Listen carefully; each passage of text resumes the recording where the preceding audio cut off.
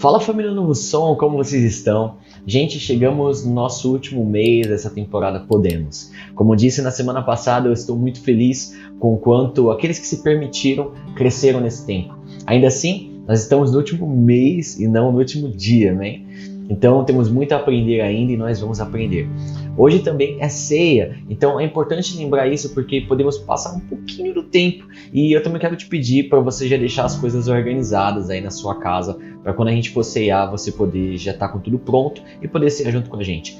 Semana passada nós conversamos sobre podemos ser justos. Aprendemos que criança na fé não é só uma expressão de crente, mas sim algo que é definido biblicamente tendo como base a experiência na palavra da justiça. Então, criança na fé é aquela que não tem experiência na palavra da justiça. Nós vimos isso semana passada, ali em Hebreus 5.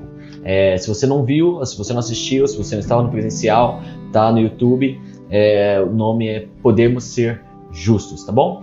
Novo Som, só para repisar aqui, a palavra da justiça ela faz com você em um dia o que não aconteceu em 100 anos. Sabe por quê? Porque em 100 anos, sem a palavra da justiça, sem o ensino da justiça, você vive só o que você merece viver. Mas em um único dia, crendo na palavra da justiça, você vive o que Cristo merece viver.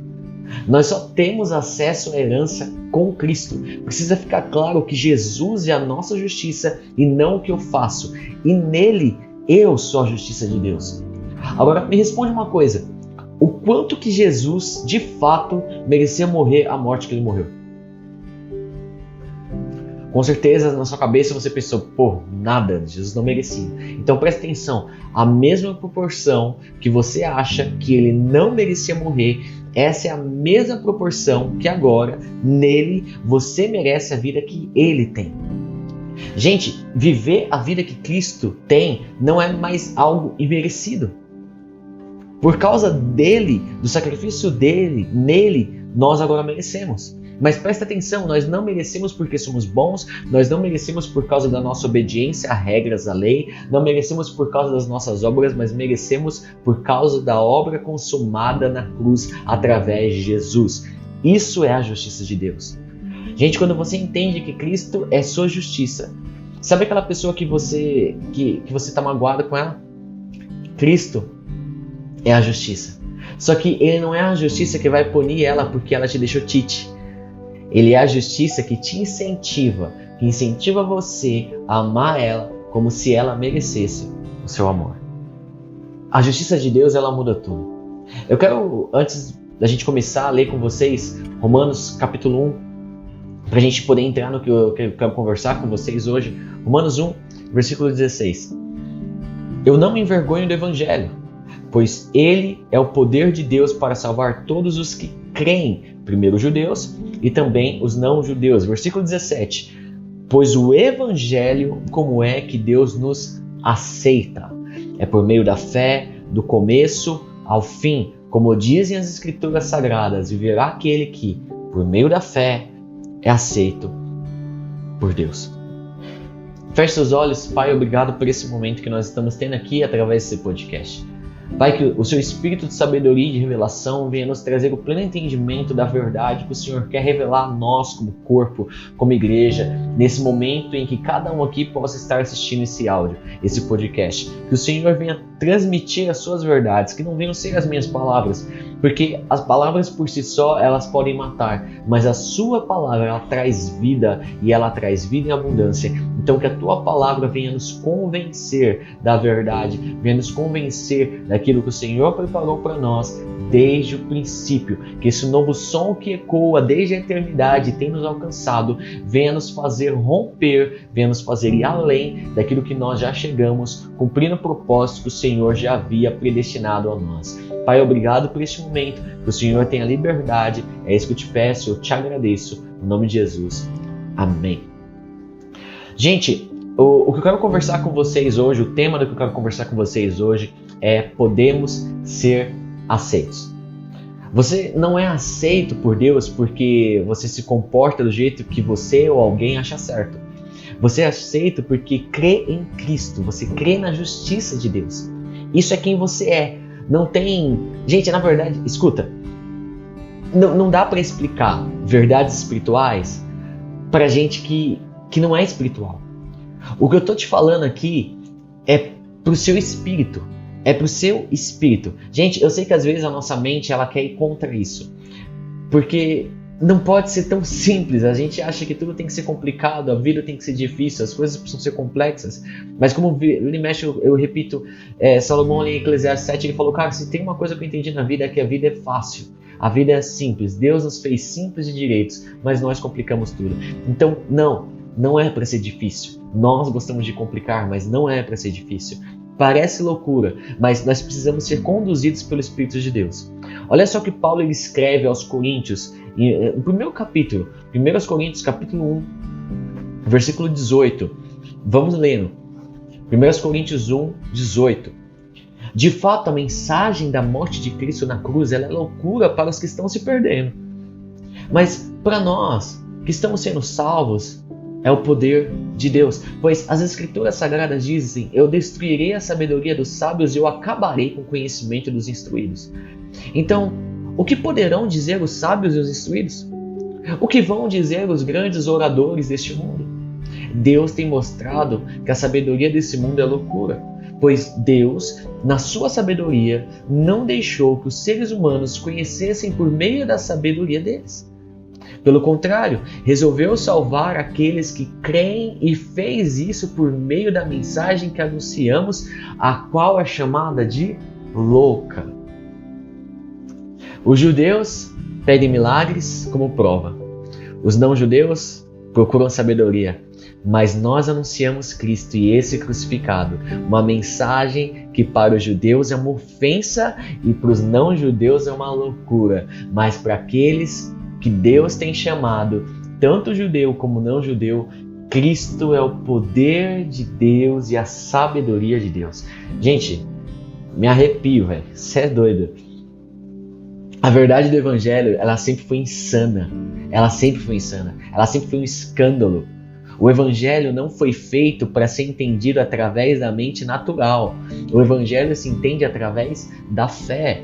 Quando você entende isso, você entende que se Cristo não tem, nós também não temos. Se aquilo que Cristo vive, nós também podemos viver. Cara, e sim, isso é loucura. Loucura para o homem sem Deus. Mas a mais pura sabedoria de Deus. Gente, não dá para explicar Deus na lógica humana. Não dá para explicar Deus num papel sulfite, cara. Deus não se encaixa em livros, não se explica em livros. Deus ele não está limitado aos métodos. Deus ele não se limita, não dá. Então a vida cristã ela é uma vida mediante a fé. Só dá para crer nisso com o Espírito de Deus, com a fé. E quando você entende isso, você entende que todo o sacrifício da cruz foi realizado para que hoje, em Cristo, você pudesse ser aceito por Deus. Nós podemos ser aceitos. Nós podemos. Gente, é por isso dessa temporada, podemos. Em Cristo nós podemos ter identidade, nós podemos realizar, nós podemos descansar, podemos viver o Evangelho, podemos acreditar, podemos concordar, podemos prosperar, podemos abençoar, nós podemos ser justos, nós podemos ser aceitos por Deus. Em Cristo podemos. Novo Som, nós precisamos dessa realidade. Então, vamos lá. O Evangelho ele mostra como Deus ele nos aceita. Gente, olha que loucura na nossa cabeça. Na semana passada vimos que Deus ele nos aceita porque em Cristo nós somos justos. Mas quando você fala de justiça, você pensa em alguém sendo punido. Mas na cabeça de Deus, justiça é uma boa notícia. Olha que maluquice. Aqui na nossa cabeça humana, justiça é vai ter que pagar, seu miserável. Vai ter que pagar, vai ter que merecer para ter. Já na cabeça de Deus, justiça é Ele sorrir para você e Ele te contar uma boa notícia. Gente, vocês estão me entendendo? Se eu ligar para um de vocês e falar, olha, eu preciso ter uma conversa com você, é questão de justiça. Gente, você vai pensar o quê? Coisa boa ou ruim? Já vai começar a pensar em todos os pecados que você cometeu desde o dia que você nasceu. Mas se Deus ele olhar para você, ele falar, vem cá, deixa eu falar com você sobre justiça. Ele vai sorrir e ele vai te contar uma boa notícia. Uma boa notícia que fala sobre alguém que pagou caro para você ser justo, mesmo sem você ter feito nada. Gente, isso é muito poderoso, isso é muito incrível. Isso é tão poderoso que, olha só, um exemplo. Você lembra de quando Deus ele foi tirar o povo do Egito, certo? Aonde Deus ele chegou, ele disse, olha, quem não colocar o sangue na porta vai morrer o primogênito. Lembra disso? Última praga do Egito lá. Beleza, quem é que ia matar? O anjo da morte, certo? Era Deus ou o anjo da morte? Era o anjo da morte. Deus ele não mata, quem mata é o pecado. Romanos capítulo 6, versículo 23 diz, pois o salário do pecado é a morte, mas o presente gratuito de Deus é a vida eterna, que temos em união com Cristo Jesus. Então tá, quem mata é o pecado, Deus ele dá a vida eterna por meio de Cristo, é um presente que ele dá.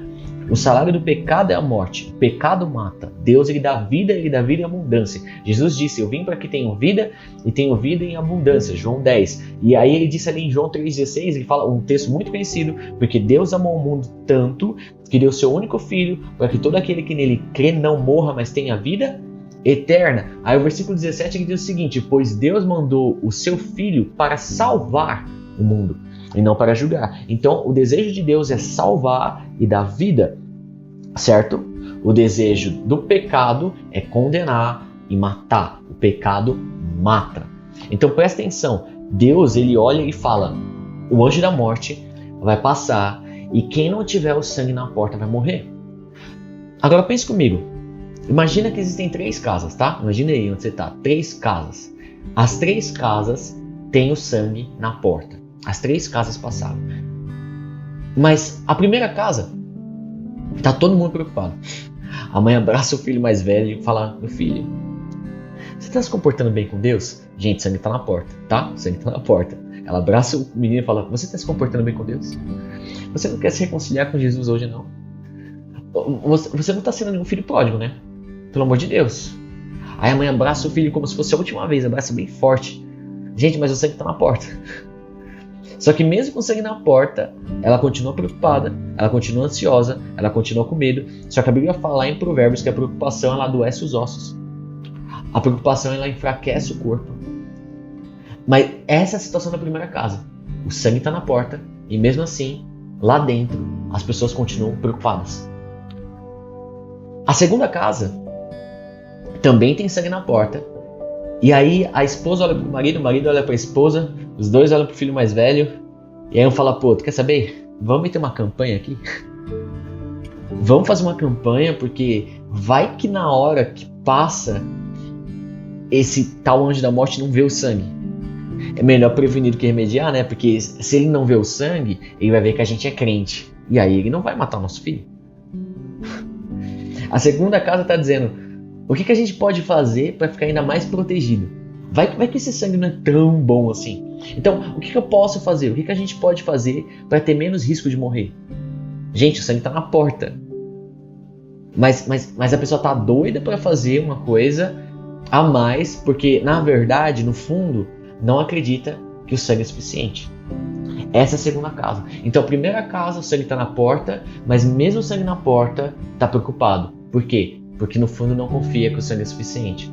A segunda casa, o sangue está na porta, mas mesmo o sangue estando na porta, quer fazer por onde? Quer fazer por se segurar, se garantir pela sua obra. Por quê? Porque no fundo não acredita que o sangue é suficiente. Aí tem a terceira casa. Chega na terceira casa, o sangue também está na porta. E aí tá lá o pai jogando FIFA com o filho, com o filho mais velho. A mãe fazendo um churrascão lá com pão de alho e pá, porque Deus falou para fazer o churrasco e fazer um pãozinho. Tá lá fazendo pão de alho, mano, uma delícia de casa. Uma paz de casa. Os caras vivendo como se nada estivesse acontecendo. Todo mundo descansando. E tudo que eles têm é o mesmo que os outros também têm. O sangue na porta. Aí passa o anjo da morte. Quem vai morrer? Ninguém. Ninguém vai morrer. Agora, o que está preocupado não vai morrer porque está preocupado ou por causa do sangue? Por causa do sangue. O que está fazendo, o que decidiu fazer uma campanha, não vai morrer porque está se esforçando, está fazendo algo para ficar mais protegido, não vai morrer por causa do seu esforço ou por causa do sangue? por causa do sangue. E o que está se divertindo com a família, que está descansando, ele não vai morrer porque ele está descansando ou é por causa do sangue? É por causa do sangue. Gente, o que eu estou querendo dizer para você, nesse domingo, que também é um domingo de ceia, nós temos que crer no que Deus falou. Deus não disse, faça algo para não morrer. Deus disse, se tiver o sangue. Se tiver o sangue. Deus não pergunta o comportamento deles. Deus não pergunta o que estão fazendo lá dentro. Deus não pergunta nada. Gente, Deus ele é fiel à palavra dele. Quando Deus fala, ele cumpre. Deus não se arrepende daquilo que ele diz. A Bíblia diz que a palavra de Deus ela não volta vazia. Mas quando ele fala, ela cumpre o propósito pela qual ela foi falada e ela retorna para ele com o propósito cumprido. A palavra de Deus ela nunca volta vazia. Quando Deus ele falou, tem que ter sangue na porta, é sangue na porta. Mas e lá dentro? Deus falou que tem que ter sangue na porta. Não, Lucas, mas e lá dentro? O que a gente faz? Gente, o homem sempre quer acrescentar um suor humano naquilo que vale o sangue de Cristo. Só que, gente, não existe um rio de suor humano que compense uma única gota do sangue de Cristo. Não tem a ver com você. Lucas, então você está falando que é errado fazer campanha, que é errado se preocupar? Filho, não é questão de ser certo ou errado, é questão de ser inútil. É inútil. Para Deus não é o seu muito fazer que te faz ser aceito, que te faz ser salvo, que te faz ser justo ou qualquer coisa do tipo, mas sim Cristo. Se Deus falou que o sangue de um justo é suficiente, o sangue de um justo é suficiente e esse justo é Jesus. Novo Som, você tem que entender uma coisa. Na minha e na sua vida, a nossa justiça é o sangue de Cristo na nossa vida. A nossa justiça é o sangue de Cristo na nossa testa, no nosso corpo, em nós. Tenha o sangue de Cristo em você.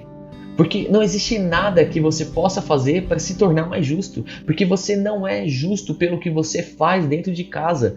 Seja preocupação, seja campanha, seja descanso, você não é aceito por Deus por causa disso. Você é aceito por Deus porque Deus ele olha para você e diz: ei, você é justo, você é perdoado, você é amado, você é aceito. E isso não tem a ver com você. E se não tem a ver com você, não existe nada que você possa fazer para anular isso. Gente, Deus ele olha para você e ele diz: minha justiça é Cristo em você.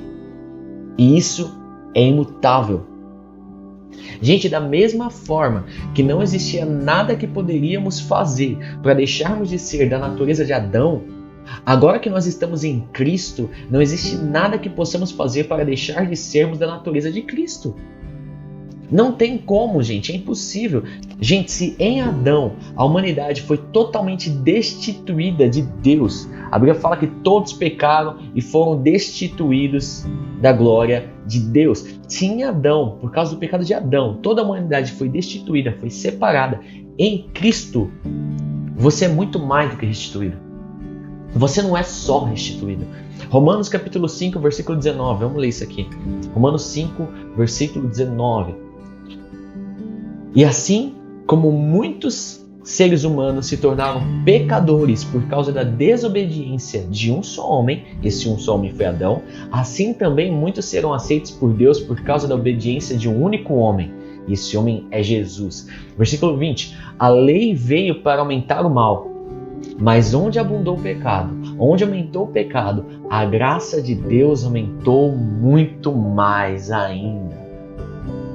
E isso aconteceu, versículo 21, e isso aconteceu a fim de que, assim como o pecado dominou e trouxe a morte, assim também a graça de Deus, que o leva a aceitar as pessoas, dominou e trouxe a vida eterna. E essa vida é nossa por meio do nosso Senhor Jesus.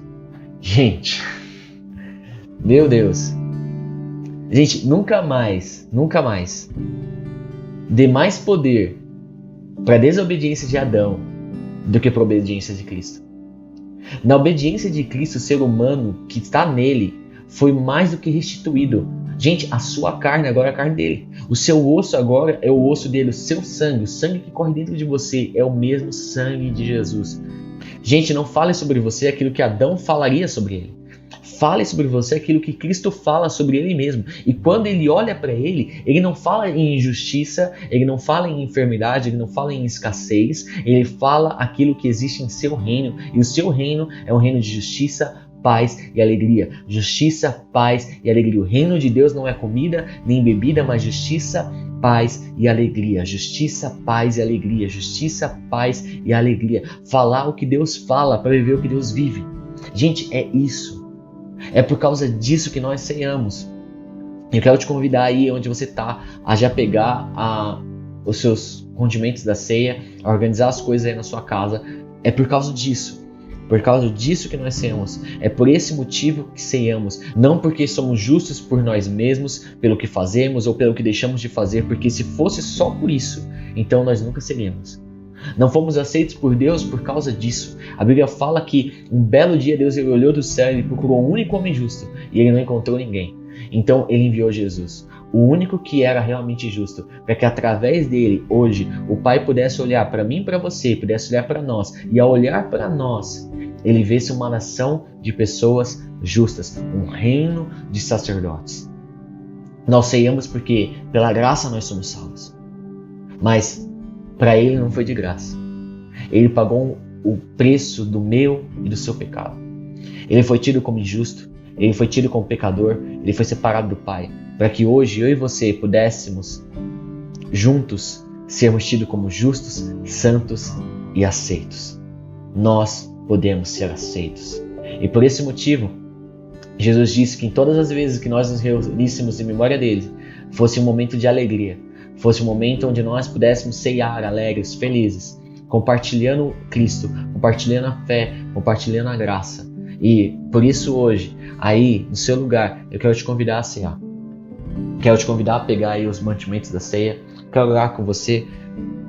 Jesus, nós estamos aqui nesse momento de ceia por causa de você.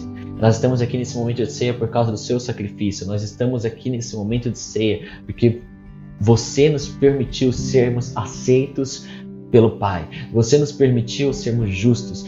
Você preparou para nós um momento onde nós podemos descansar, onde nós podemos nos relacionar como corpo, onde nós podemos nos relacionar com o Espírito Santo, nós podemos nos relacionar com o Pai, nós podemos nos relacionar com você. E você disse que prepararia uma morada para que nós pudéssemos fazer isso eternamente. Mas disse também que quando nós nos reuníssemos, que fosse em memória de você, que fosse um momento de alegria, um momento de festejar, um momento de ceiar. E por isso nós estamos aqui nesse momento para cearmos juntos, como família, em sua memória. Nesse momento, com alegria, eu quero te convidar a cear aí onde você está, com a sua família, com o pão e beba o suco, para a glória de Deus. Fique na paz, forte abraço. Tchau, tchau.